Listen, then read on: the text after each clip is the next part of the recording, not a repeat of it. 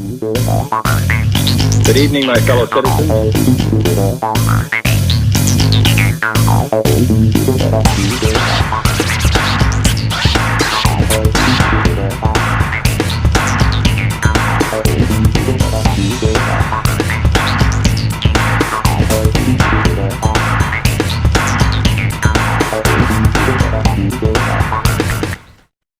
Welcome to Tuesdays Live. How's everybody doing tonight? Mark Lamnaski here. I am the host of Tuesdays Live tonight and every Tuesday night. Well, almost every Tuesday night because, you know, we were off last week. No show, but tonight we're back and we have a nice show lined up for you tonight. Band from Liverpool in the UK is going to be joining us shortly. I'll introduce them soon. But first, I'd like to send out a reminder to all of you that we are an interactive show, and what that means is pretty simple. What we like to do is interact with you, the audience. The way to do so is get on the Twitter, give us a shout-out at AllIndie, ALLINDIE. If you give us a shout-out on Twitter, we will give you one on the air for all the world to hear and see, because we're going to put that tweet right there on the bottom. So, you know, be careful what you put in your avatars on Twitter. You know what I mean? And also, if you have any questions for the band tonight or any week, for that matter, you can do that as well on Twitter at AllIndie. Ask your question. We will put it up on the air. Ask the band for you, and they'll answer directly to you. If you missed the show live or any part of it live, you can always catch it on YouTube. Starting at about an hour after the show is over. So you can also go back there and catch old episodes. And actually, now that I think of it, you don't even have to go to YouTube. You can go to our website, tuesdayslive.com, and you can see all of our past episodes there as well. And by the way, you can also communicate with us through YouTube chat if you happen to be watching us live over there. And we'll also see your chat here. And that counts as a tweet as well. All right, let me go ahead and introduce to you my partner in crime, the man, the myth, the legend, the only legend in Paris, Illinois. Ladies and gentlemen, Rich Wildman. Hey, Rich. Yeah, that's in any Paris. Any Paris in the world. There, that's true. They only let me into this one, but, you know, it's okay. By the way, Mark, Do you know how you're getting old? You know how to tell if you're getting old? No, how? I haven't gotten there yet, so I don't know what you're talking about. You refer to Twitter as the Twitter. Did I refer to it as the Twitter? Yeah. No, come on. Please tell me I didn't do that. You told everybody to get on the Twitter. Oh, get on the Twitter. I don't know how you do it, but get on it. Do you also have the Facebook too, do you? I've got the Facebook. I do. I also have the Instagram and the Google Plus and whatever else. The something. I don't know. Well, all right. I just had to tell you because it just means you're getting old. Yeah. Well, the beauty of it is, Rich, that no matter how old I get, you'll always be older. Well, that might be true. But I don't refer to it as the Twitter. You know what? I usually don't either. Okay, it was a freak accident. All right, we can edit it out of the show. No, we won't be doing that either. By the way, I know someone else who's on the Twitter, on the Facebook, and on all those other social media platforms you referred to as the old person you are. Would that happen to be the Indie Music Bus? That would happen to be the Walt at the Indie Music Bus. Exactly. And I got to tell you, Walt and we talk a lot. Well, not so much anymore, but we've talked a lot. And Walt is one of those guys who's always on the lookout for how to try and promote indie artists the best way he can. He's always on the look for the next big thing when it comes to promotion over social media. And he and I talked a while ago. He's got some great things planned. I can't give away the secrets. I don't want to do that. I think he's actually going to put swivel seats in the bus, but don't tell anyone I said that, okay?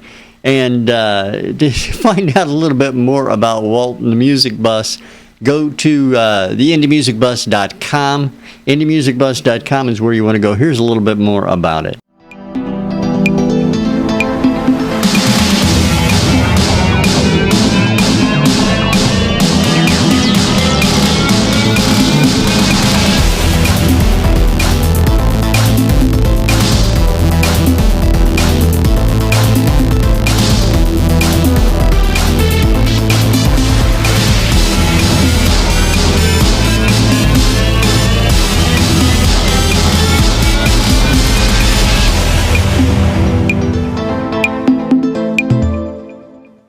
That's the Indie Music Bus. Walt Hargrave and his guys and gals over there do one heck of a lot of work for indie artists. And if you're an indie artist, get in contact with them. IndieMusicBus.com is where you want to go, and they help us with this show, so we can help indie artists as well. So we appreciate their support. Absolutely. And by the way, just between you and me, Rich, you know who else is old? That would be, I know a lot of old, who? Carol. Yeah, well, you don't want to tell that too loud, you know. I mean, she knows where you live. Yes, but it's going to take her quite a while to get here, and I'll be long gone by the time she shows up at my front door. That's a chance you have to take, and you know You ever heard of Kevlar? I'm saying, just no. Thankfully, I have a friend that sells that stuff, so yeah, I'm good. Okay, I'm just saying. All right, I think we need to go ahead and bring in our guests. Before I do so, let me give everybody a heads up. Let me apologize in advance. We're having a delay with audio and video because our guests are located over in Liverpool in the UK, and the connection isn't exactly the greatest. We are going to work through it. I hope you don't get frustrated trying to hear what they're talking about, and we'll do our best to work through it. Wait. You're not talking about their accents, right? Because that I have no problem with. Oh, no. I just want to make sure, because I thought you might have had a problem with the accent and you mistaken it for delay or something like that, just to kind of make an excuse. Yes. No problem with the accent. Thank you very much. And So let me go ahead and introduce you. They are two members from a band called Joe Symes and the Loving Kind. And of course, we've got Colin White, the drummer, joining us, and of course, lead singer and the man who I guess makes the band, Joe Symes from Liverpool. What's up, guys? How you guys doing over there? Colin, you're a little dark over there. Sit back, bro. There you go. Yeah, we're cool. Hope he's okay. Well, I the audio came through choppy, but they both said they're doing awesome. So maybe I need to translate for everybody. Oh man! See, now we can see. I told you that problem with the accent. Necessary. Yes, that's what it is. Now, so now what you're going to see, folks, is you're going to see one of the band members talk, and about 3 seconds later, the audio will come through. It's really funny, actually. But yeah, I know. And by the way, I Colin, I'm talking to you now. I noticed on your Twitter that says you are a humorist as well.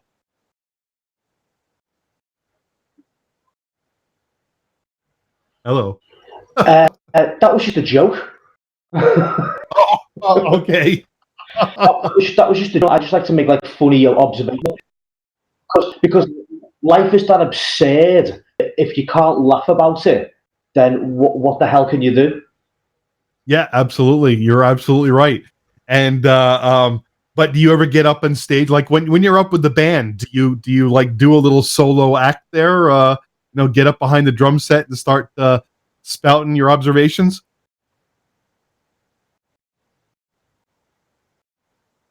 No, no. It we all talk, we all see things and announce things and stuff, but it hasn't been necessary yet. Though, if someone's funny in the audience, we might have to say something funny back. So it could either come from me, it could come from Joe, it could come from Andy, our bass player, who, by the way, he couldn't make it tonight, but he sends his regards. Okay. So it is just the three. I saw the picture, and I wasn't sure if that was if that was the entire band or not. So I'm looking at a photo of the three of you guys, and you look really serious there. For a humorist, you look like you're pissed off there in that photo. that's the irony. That's the irony about it. I'm not exactly sure what photo you're looking at. If I knew what photo you were looking at, then I could comment, but I can't because I can't see the photo. Well, the three of you are sitting at a desk. Looks like your bass player is holding an acoustic bass in his hand.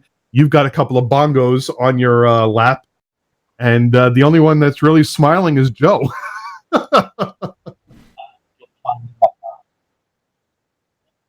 That was at the BBC in Liverpool, that when we done a radio session. So we were all pretty happy because we knew in the night time we'd be getting absolutely pissed. What he means by that pissed in the English sense meaning drunk. Yeah, no, I got that. Yeah, you know, one of the benefits of being married to an Australian is that they also say pissed, as in getting drunk as well. So there you go. All right. Yeah. So we're on the same wavelength. Yeah. We're coming through now. Yeah. We are some Australian cousins. Yeah. Yeah, of course. Their accents are not quite as strong as yours, but still. So you guys are in Liverpool now. I just geographically speaking, how far is Liverpool from London? About 200 miles. 200 miles. So okay, so like about a 2.5 hour drive, probably. That's not too bad. I thought it was for somewhere on the other side. More about 4 hours. About 4 hours. And the thing is, in Liverpool, we hold the door open for people when people want to get through the door. Whereas in London, they like slam doors. Okay, all right, and I just had a question in my head, and it just went. It just like, maybe I am getting old, Rich. I know you're getting old, Mark. Guys, I have a question for you. How did you guys find each other? How did you get together? Did you know each other before you got together as a band, or was it you found each other after? Joe, I'm assuming you started the band, so how did everybody get together?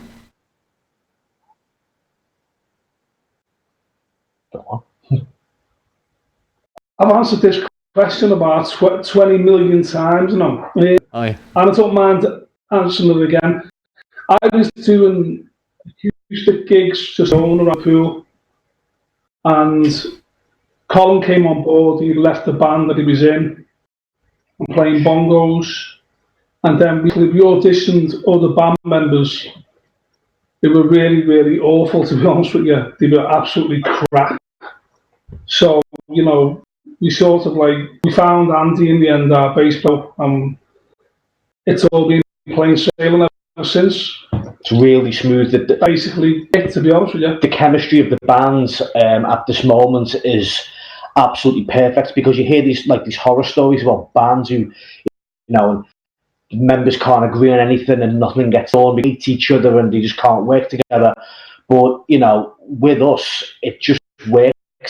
It's like every time we either wrote or wrestled ideas for tours or gigs or whatever. The plans just come through very easily. It's too easy these days, it's nice, but it's quite scary sometimes. It's nice to be working with band members who can actually agree and know what your vision is, instead of them turning around and throwing the rattle out of the pram and they're taking the ball home attitude. I'm not talking to you anymore. So it's just the workings of a band, but we're at this point now and it's all great. Very good. Yeah, that's great. That's cool. It's because a lot of bands, especially the bigger bands, have it even harder. When you have 4, 5, 6 band members, it gets even rougher. Now you guys just have 3, which is great. So you're like brothers, probably. That's great. Why don't we go ahead and play the first song of the evening right now? Excuse me. What I like to do is get a sense from you guys of what the song is about, how it came to be. So the first song we're going to play tonight is called "Things Get Better." One of you has to take responsibility now and tell us a little bit about this song. What's you? The song is basically about someone who's let someone down in a relationship and is forever trying to make up for it. Basically, saying sorry, that's basically it, and doesn't want to break up. That's what the song's about. And I think the song has relevance for everyone who's been in that situation. So I think it speaks for a lot of people. I've done to now around work. All right, cool. Again, let me apologize to everybody about the audio issues. We are, trying to work through it, and but you should hear the music no problem because it's being streamed from right here in the U.S. And yeah, maybe we should start sign language. That might. But in the meantime, the name of the song is "Things Get Better" by Joe Symes and the Loving Kind, right here on Tuesdays Live. Take it away, Rich.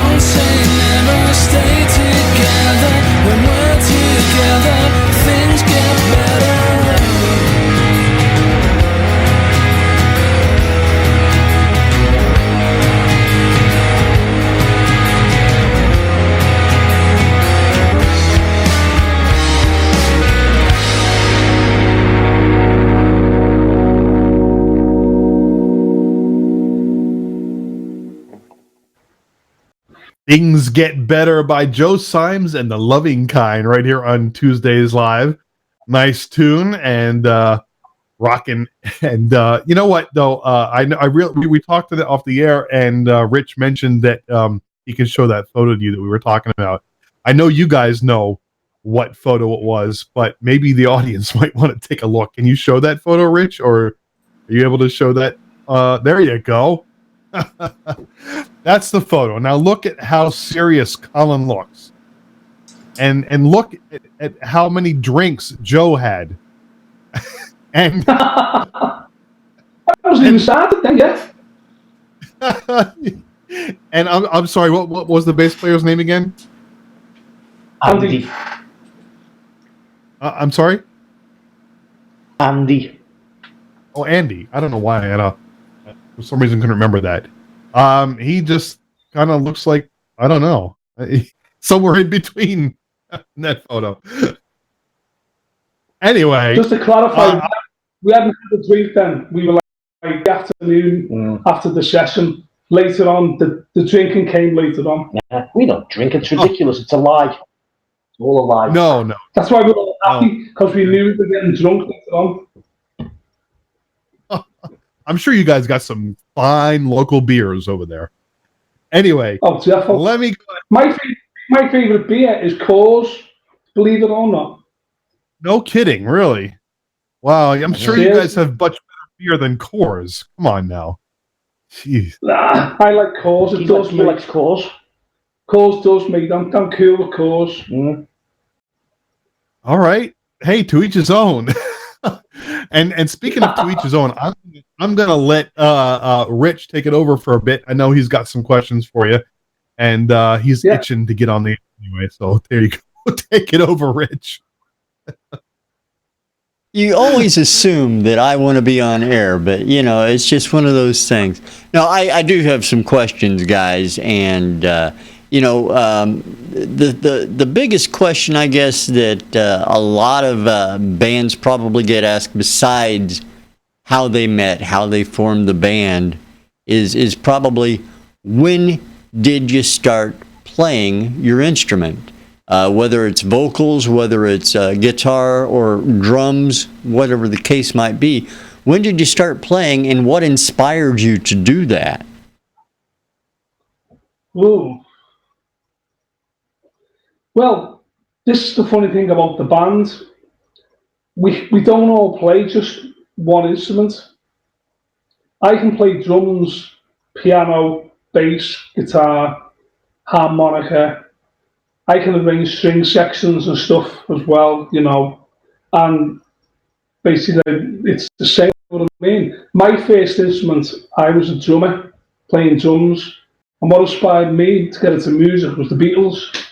So it's sort of like it went on from there, you know. But that's the beauty of the fact that like we can all play instruments, and we can all like, you know, comment and stuff and make suggestions to each other, which we're all cool about.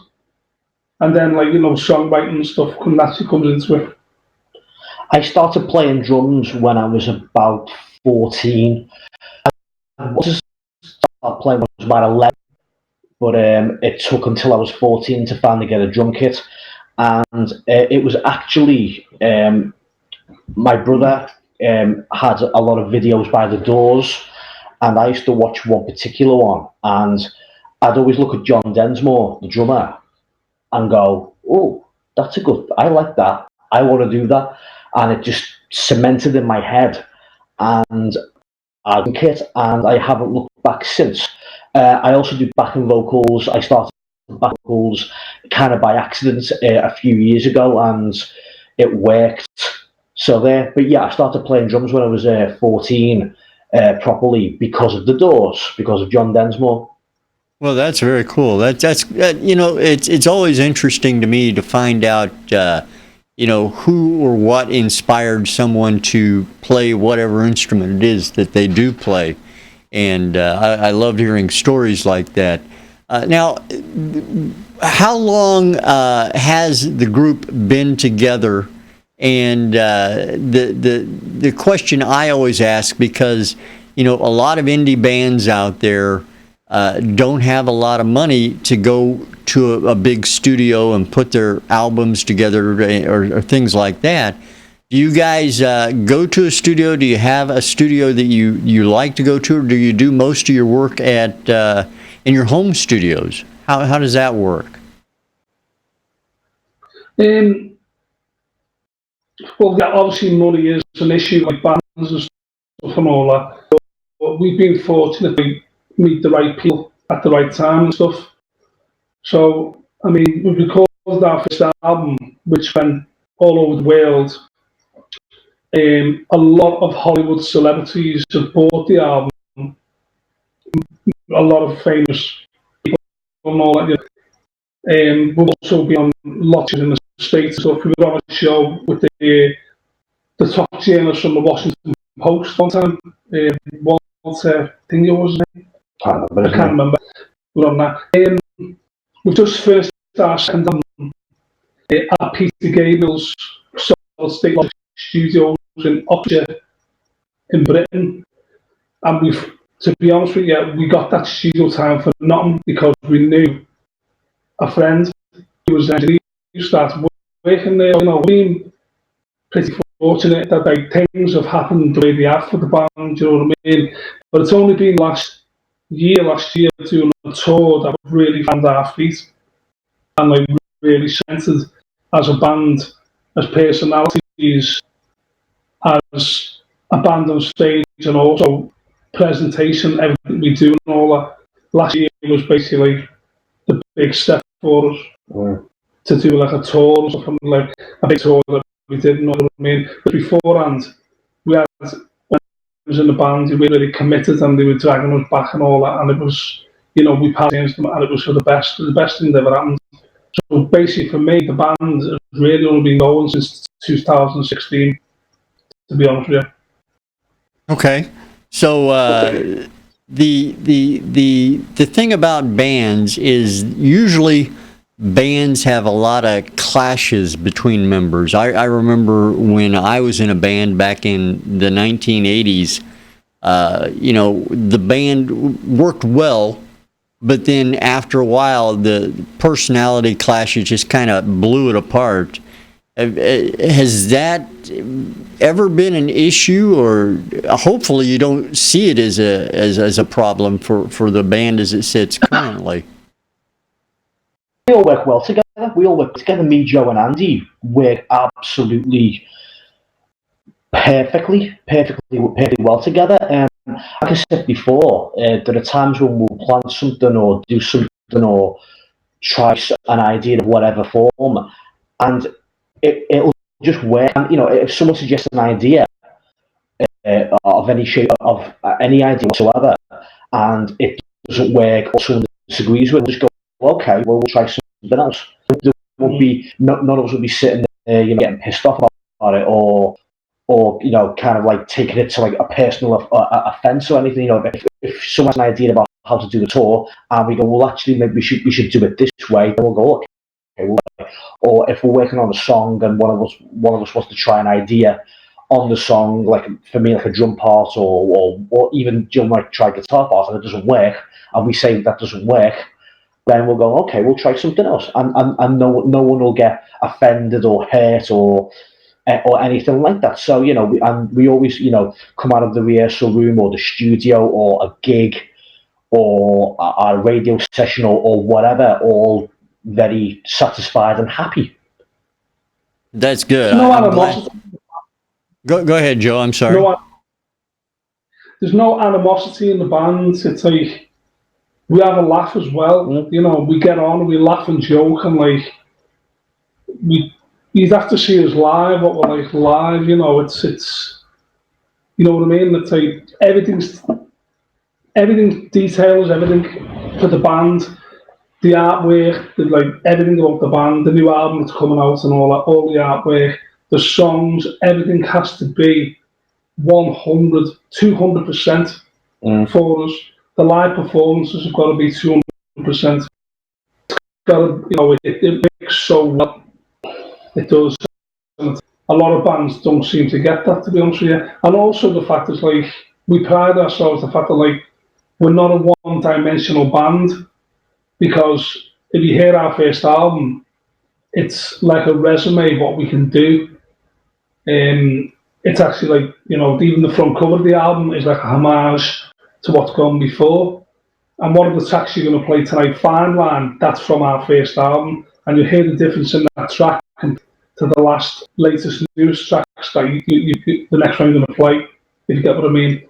So we can go from like being an absolute heavy rock band to go on doing songs or jazz inspired or Dixieland or blues or rock and roll. We've got that genre in us. But a lot of people on radio stations across the world and people have said like we're very similar to the Beatles. their versatility. Yeah. Okay, we do have a question. You can see at the bottom of the screen there. First of all, they said a great song, good song, and wanted to know if you guys have ever played in the Cavern. Yeah, and we're about to play again in the Cavern for the IPO Festival in May. That's organised by David Clash from Los Angeles. That's every year. So we've got 2 dates booked for this coming May. So if anyone from who's listening, they're over in Liverpool in May to see the IPO Festival, International Hotel Festival, we are doing 2 dates in Liverpool at the Cavern.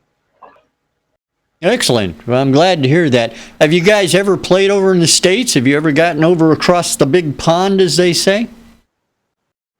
Want to, but absolutely getting begged to come. The demand for the band to come over to America and even Canada as well is ridiculous. You know, the amount of people who are saying you've got to come over, because we do have quite a big following in the US and in Canada, and obviously we get asked this all the time. You know, do we want to go and play over there? And the answer is yes, absolutely. If someone wants to fund our tour, then we'll be like that. We'll be playing the Whiskey Bar. We've got to play the Whiskey Bar because the Doors played the Whiskey Bar, and that's what we've got to play there as well. Yeah, I think everybody has to play that bar. I think that's one of the things you have to do here in the States if you're a band. But okay. Have you ever thought about using crowdfunding to put together a tour to come over to the States or anything like that? Is your fan base, loyal enough to help you out with that? I'm sure they're loyal, but it really gets down to it. If they can put the funding together for it.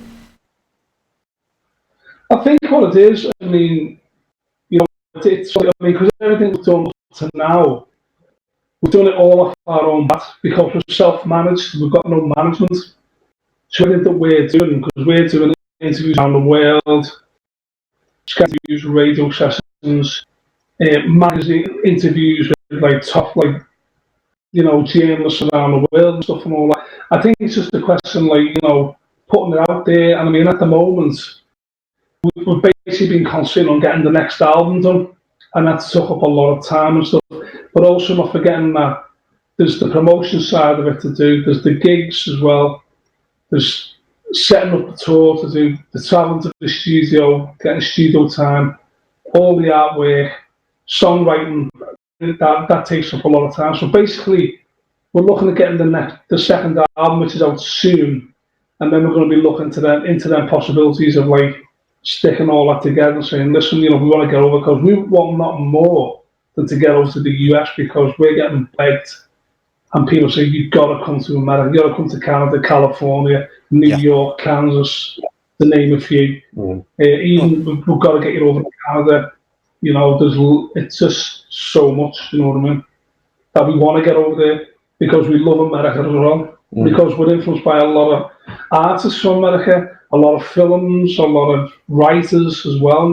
It doesn't just go on music, it's sort of, in terms of America, it's the whole gamut.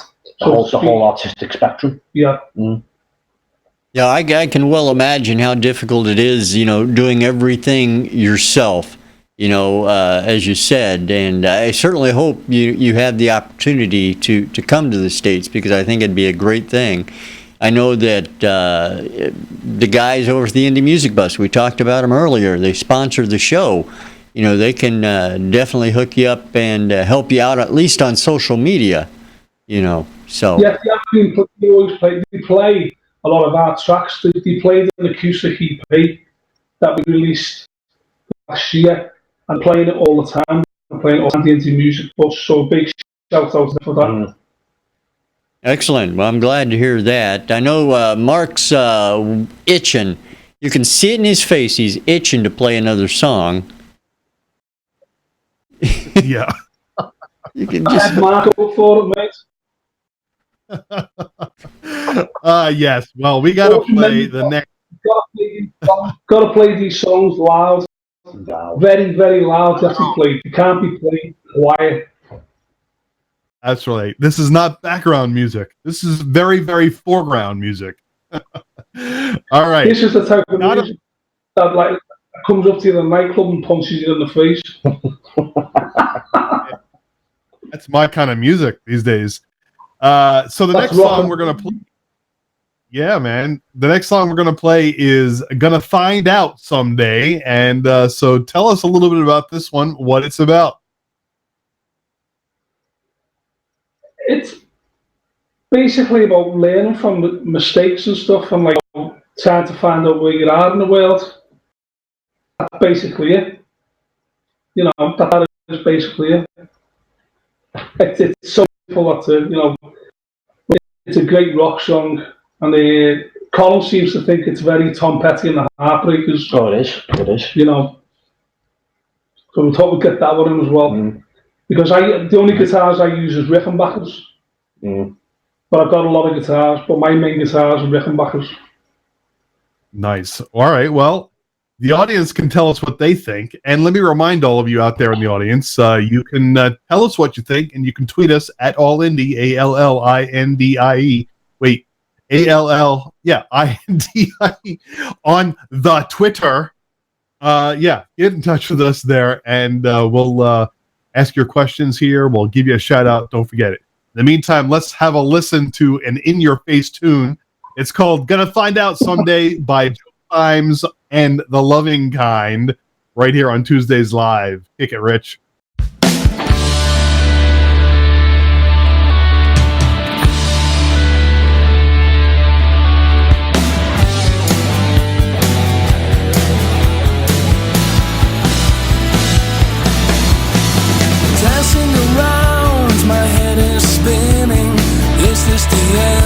Just the beginning. Well, I'm gonna find out someday. Down in my soul, my heart is yearning. I've made mistakes, am I still learning? Well, I'm gonna find out someday. Chasing my hopes and my dreams, so far away they seem. If I can pretend, will I be a better person? She's dragging me down, I feel I'm sinking. I'm head over heels, what am I thinking? Well, I'm gonna find out someday.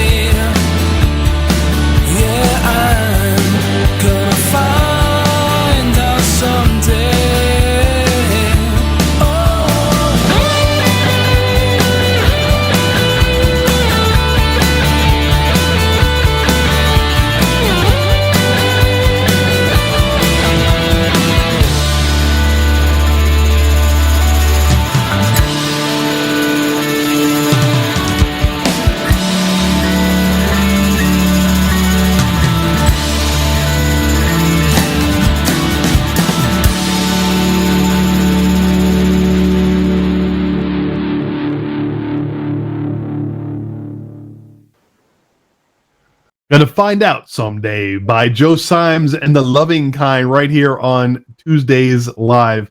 So the question that you probably get all the time, and but we don't know the answer to it, so we have to ask it again.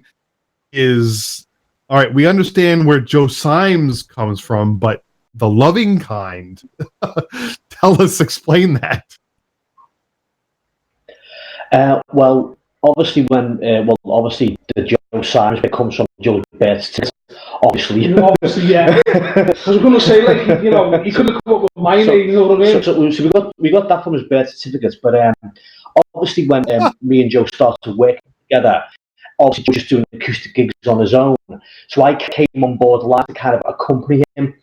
But then when we were getting the idea of like, well, let's start auditioning all members and let's make this a full band, Joe had already kind of had a bit of publicity through his interviews and gigs and so on under his name. Now, if we would have went under just a strict band name, you know, something or a name, we would have had to go, it's the band with that guy in a hoof from, you know, so it confusing. So I said, well, why don't we call ourselves like Joe Symes and the something, like, you know, like a Tom Petty and the Heartbreakers or the Martha and the Van. There's like an extension on it, so people know that it's Joe, but he's now expanded into a full band. So I kind of like had a bit of a thinking one day with a gig, and I said, I've got an idea for the name, and I said, what about Joe Symes and the Loving Kind? And Joe kind of like sat there and looked away from me, took a drink of something, and kind of went, yeah, okay. Just easy as that. He went, yeah, okay. And that was it. No, it came from, I think it came from, yeah, I'm joking. It came from the song Get Up by REM, which is on the Green album. There's a line in it. And I think it kind of stuck in my head. And when I kind of subconsciously thought of Joe Symes and the Loving Kind, it worked. So yeah, so obviously, yeah, it's from an REM song. But obviously, if you say the name, as I always say, you know, it's simple, it flows easily along, and it's memorable. So it worked. Yeah, it is easy. It flows. I like saying it. Joe Symes and the Loving Kind. I mean, it's but it sounds like a smooth jazz band, you know, like the smooth sounds of Joe Symes. Yeah.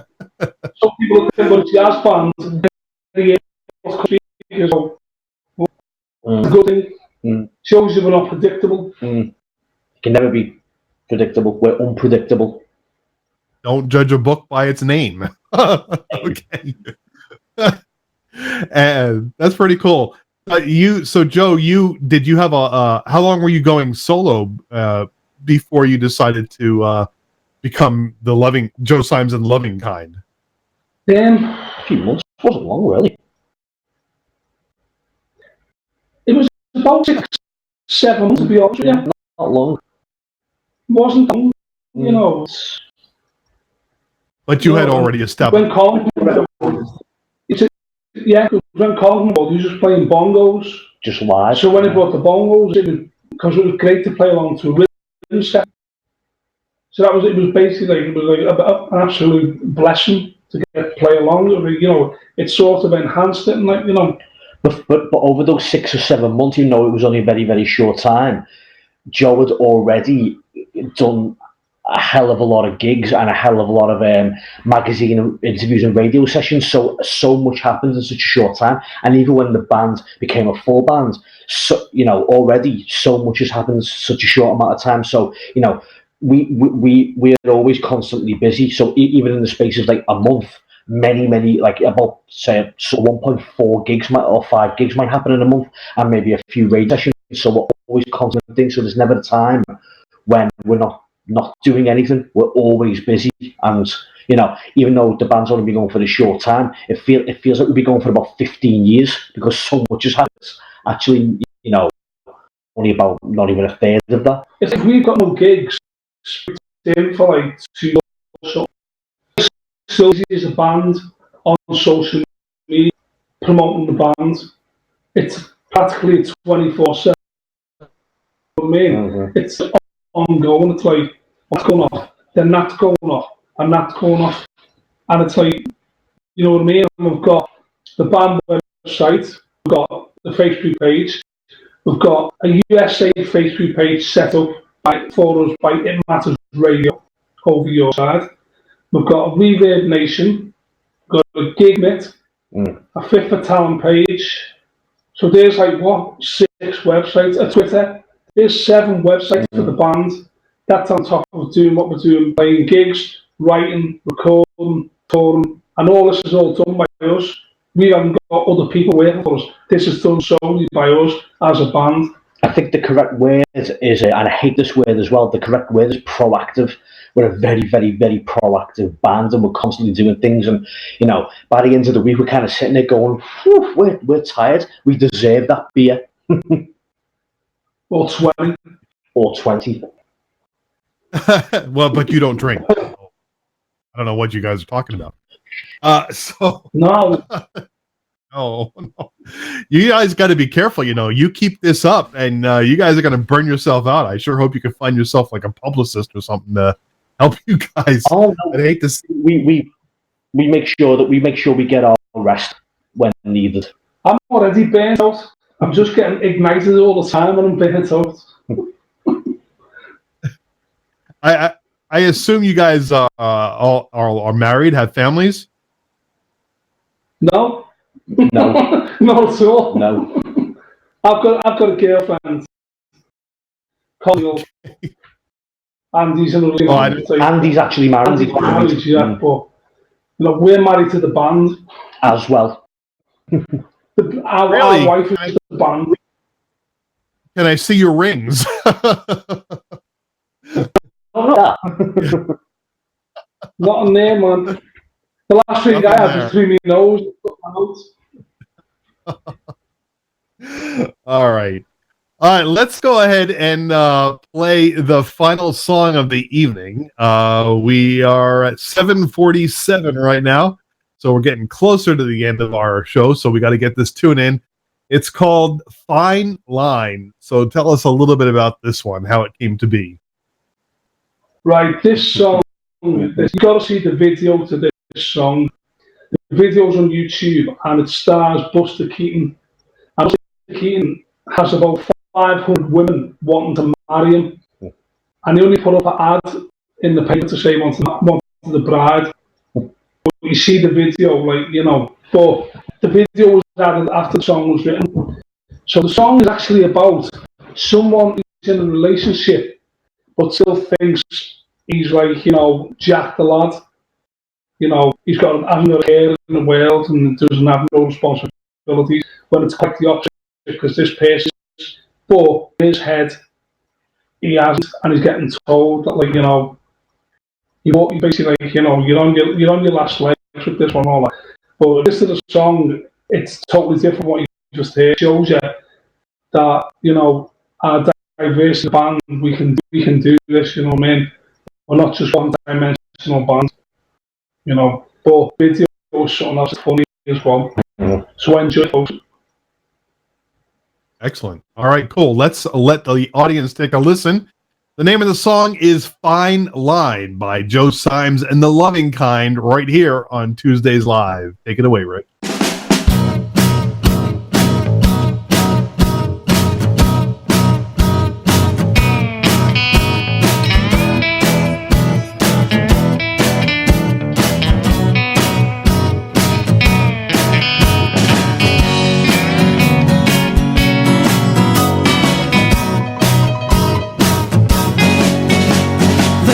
At the door, you're talking in your sleep. They're the kind that I don't want to meet. Hearts racing, we're living a lie. You tell me not to worry, and everything will keep. Things are piling up, I'm in the deep. Dog lazy, stop telling me lies. Walk a fine line. Avoid the conversation, standing on the street. Everybody staring as we speak. Arms waving, I'm trying to get by. You walk a fine.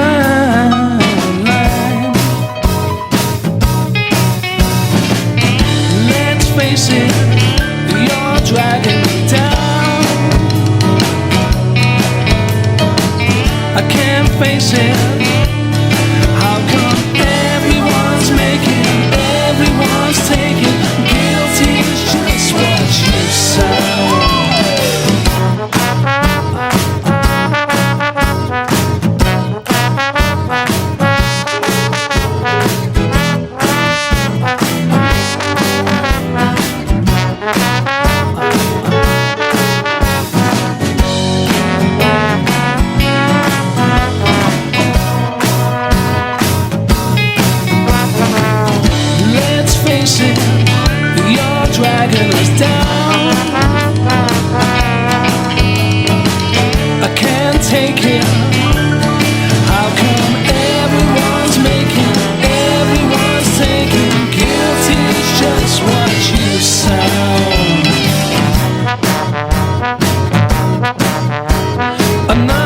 day of nothing, you've landed on your feet, and we're the ones that you no longer need. Two faces you're leaving behind. You walk a fine line. You walk a fine line.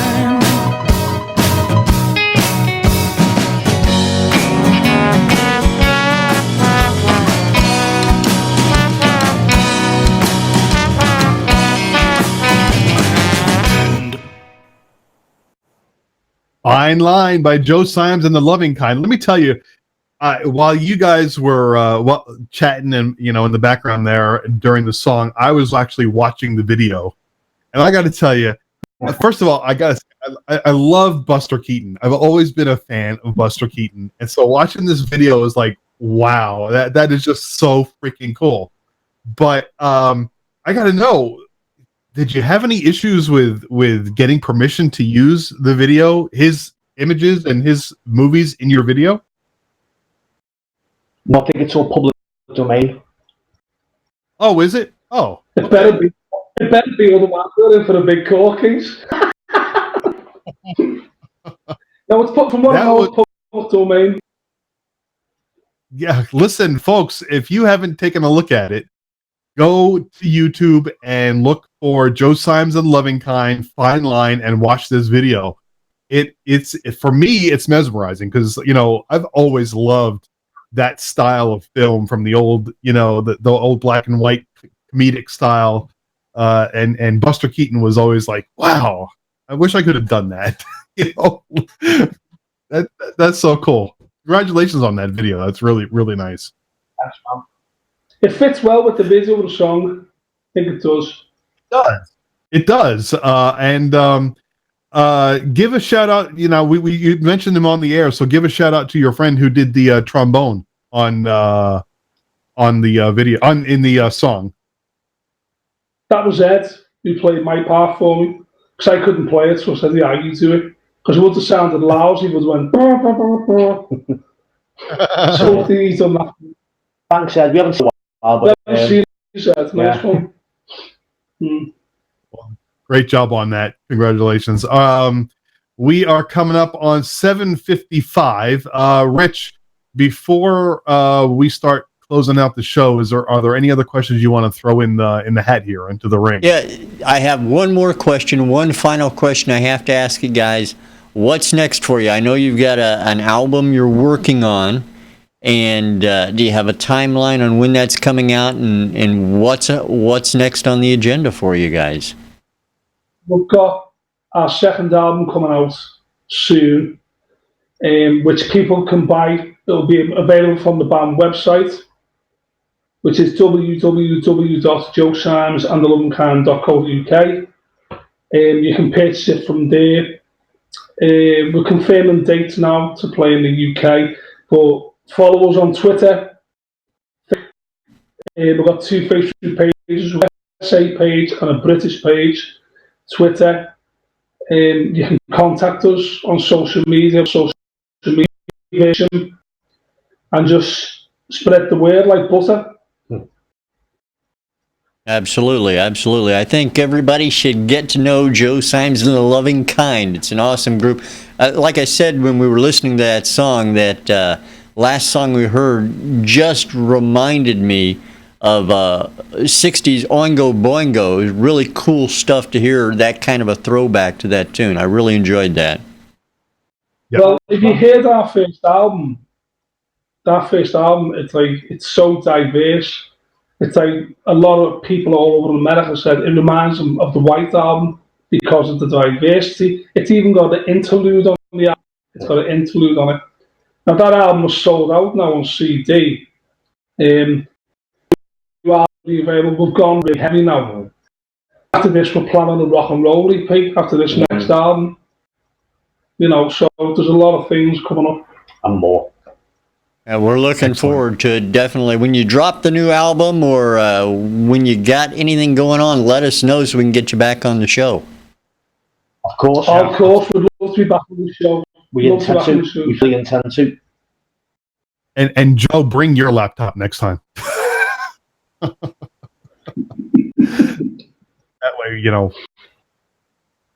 Well, anyway, let's not go there. So, guys, thank you so much for taking the time to join us tonight. I know it's late over there, coming up on 1 a.m. over in the UK. And I know your fans are in bed, but they'll wake up tomorrow morning and get on YouTube and watch the show and go, what did he say? What? But you know, that's okay. In the meantime, it's not a problem to us. We're used to it.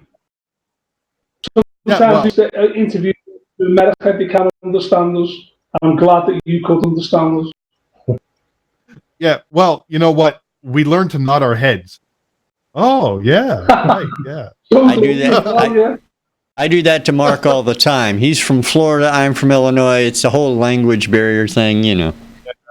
The dialect. When we first did that, States, I don't understand the word we were talking about. What? Can you repeat that? They can understand one word. And because we've done that many interviews, now it's just normal now.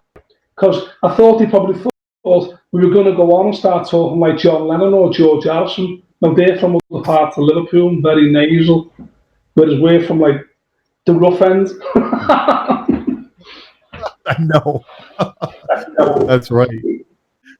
Oh, wow. All right. Well, listen, folks, we got to call it a night. And so, again, thanks to Joe Symes and the loving kind, well, Joe and Colin anyway, for joining us tonight from Liverpool in the UK. Run out, and well, you can't run out and buy the CD. You're going to have to get on I guess, Amazon, iTunes, not you, and buy the music. And go to YouTube and look up that song we just talked about, Fine Line. You're going to love this video. I do. And if I love it, I know you're going to love it. Next week, we have a guest by the name of Michael True joining us. And we're looking forward to that. Rich, any final thought? Mark, is he on the Twitter too? The Twitter? I don't know. But he probably is on the Twitter since he's younger than these old folk here. I'm just checking. Just check. Yeah, I do have one more thing to say, and that's, as always, good night, Carol, because I want to be on her good side. See, you know, good luck finding that. She does have a good. She's a sweetheart. You know. Listen, hey, this is a throwback to Twitter Tuesdays Live. We always used to be on each other's throats, but you know what? In the end, we get along like peanut butter and jelly. Like brother and sister. Yeah, like brother and sister. That's more like it, yes. Tune in next week, folks. Same station, same time. You know where to find us. Look us up on the Twitter at All Indie, ALINDIE, and also on Facebook. Just search for Tuesdays Live. You'll find us. Don't look for Rich. Just look for the two old guys. Yeah, it's the two old guys. That's what we should have called this: the Two Old Guys Podcast or Two Old Guys Broadcast or something. Two old bald men. The Odd Couple. That's it. Yes. Exactly. Yes. So yes. We're going to close out the show tonight with a song from next week's guest, Michael True. The name of the tune is I'm Your Television. We'll see you next week right here on the Twitter, on the YouTube, on the Tuesdays Live. See ya.